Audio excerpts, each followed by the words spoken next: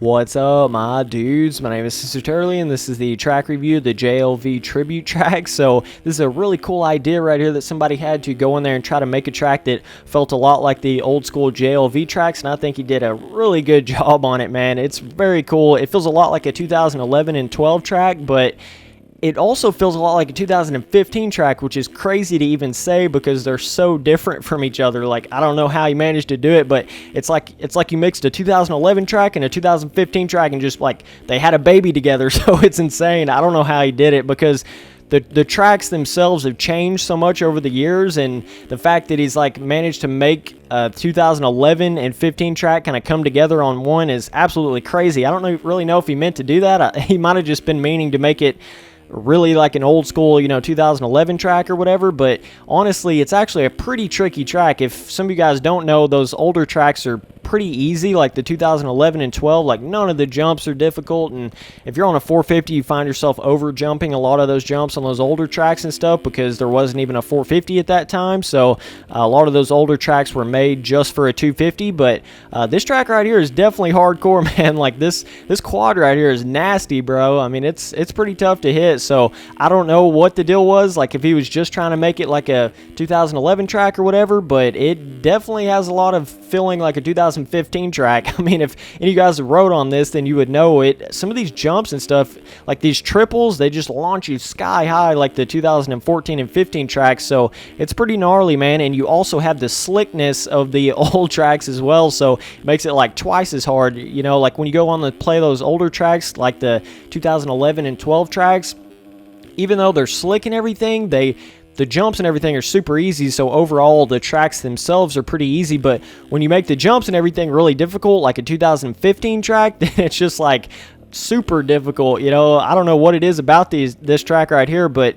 the finish line's at least twice as long as any sort of normal JLV track, I feel like, and some of these rhythms are gnarly, bro, but I feel like it definitely gives you that nostalgic feeling because the ground decal looks a lot like the older tracks, and the tough blocks off the side of the track, and the way a lot of the jumps are built, like more triangular, like those old school jumps are, so they're just like really weird built and everything, and it's kind of like even if you jump the jump perfect, you might still not land it right. It's that's how a lot of those older tracks were. The jumps were just so triangular, they really weren't smooth at all, so I think he captured that whole element perfectly, and the way the ground feels is exactly like those older tracks. I don't know if he actually used the exact same tile map or whatever, but it feels dang close, okay? I mean, if he didn't, he's got it really, really close, so it definitely feels like the older track, just more difficult. That's the whole thing about it. Like, I just feel like it's a little more difficult than any of those older tracks, so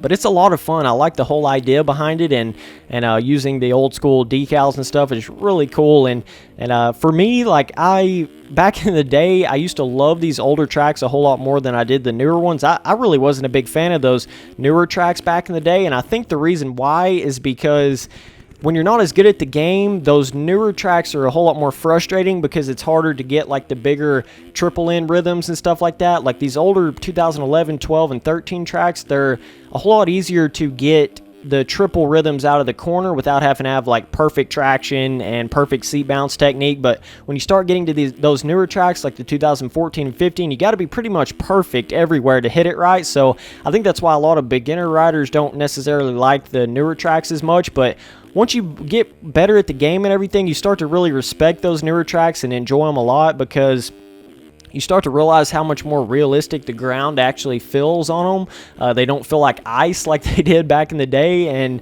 also with the jumps, you start to realize that you can really separate the men from the boys on those newer tracks, where as these older tracks, you can't really do that as much. Like, even if you're not that great at the game, you can still probably keep up with pretty much anybody on these older tracks because there's not as many bigger rhythms and stuff like that. You can't go as fast in the corners and stuff, so it's a whole lot harder for somebody to separate themselves from everyone else on these older tracks just simply because they're so easy. So you really start to respect those newer tracks when you get better at the game, and and you just it's just a whole lot more fun because there's so much more skill, I feel like, involved with those newer tracks and stuff. So they're really cool. But and the jumps and everything feel great, and the whoops and stuff, they're pretty cool. So and everything looks a whole lot better on those newer tracks as well. But I'll always have a soft spot for these old JLV tracks and stuff, man.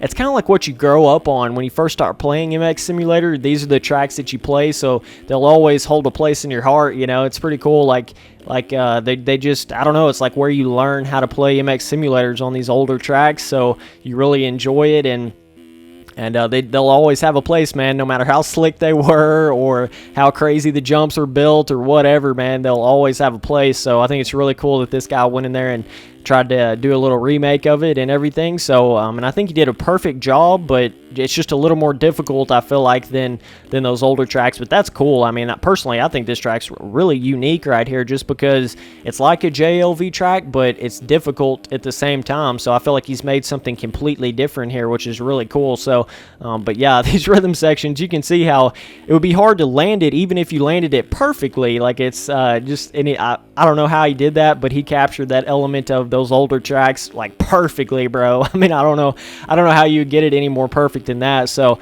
definitely a cool idea and a very fun track right here. So I'm going to give it a 10 overall for sure, just for the whole idea behind it and the unique feeling to it and everything. So definitely a 10 overall, and I said the difficulty is hard. So anyways, I appreciate all you watching these videos, and I'll keep on making them. Peace.